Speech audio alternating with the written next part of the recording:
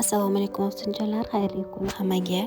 Men bugun sizlarga xo'jayinim bilan birinchi marta ko'rishganimiz haqida jinnikkina aytib bermoqchiman. Agar qiziq bo'lsa, bizga obuna bo'lib qo'yinglar. Iman ayamga nagli nima deganimni video davomida aytib boraman. Biz xo'jayinim bilan 2022-yil 26-dekabrda ko'rishganmiz. Dabdurustdan bo'lib ketgan hammasi. Sovchilikka kelganlar. Ko'rishish umuman planda bo'lmagan, lekin kattalar ko'rishtiramiz deyishganda shu bilan ko'rishib ketganmiz. Ag'am o'sha endi ishdan kelib, prosta oddiy kiyimda kelganlar, men ham endi ishdan kelib o'tirgan paytimda bo'lib ketgan hammasi. Biz endi ko'rishtirmoqchi bo'lib turgan paytlarda svet o'chib qolgan biznikida. Men o'yladim endi bo'ldi ko'rishmaymiz deb o'ylaganimda, yo'q, baribir ko'rishganmiz, telefonda fonarida bo'lsa ham. Biz xo'jayinim bilan gaplashgan gapimiz nima bo'lgan? Pardani держатели haqida gaplashganmiz. Uyimdagi держатель sinib qoldi, qayerdan olsam bo'ladi deyaptilar menga. Men shu bozordan olib bo'landim. Shu tema sal cho'zildi. Boshqa ortiqcha tema gaplashmadik. Menda xo'jayinimni ko'rganimda shunaqa tuyg'u bo'ldi.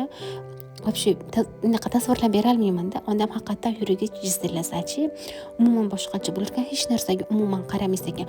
Men o'sha paytlarda, misol, umuman turmushga chiqmayman deb turgan paytlarim, umuman yo'q, ayamga turmushga chiqmayman.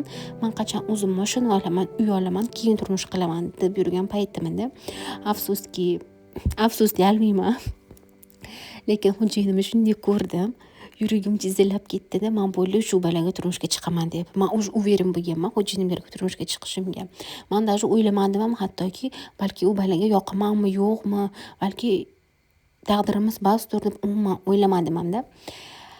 Men uverim bo'lganman, men ishonardim taqdirimiz bittaligiga.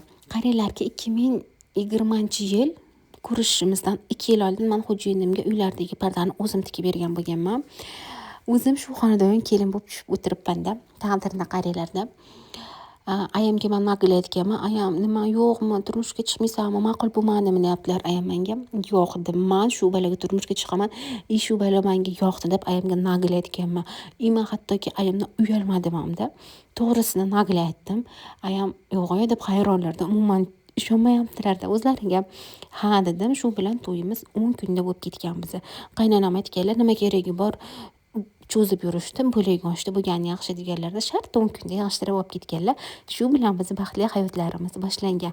Qizlarjonlar, sizlarga yana hayotimning davomini aytib beraymi? Sizlarga qiziqmi? Buni kommentariyada yozib ketinglar. Shunga qarab video qilib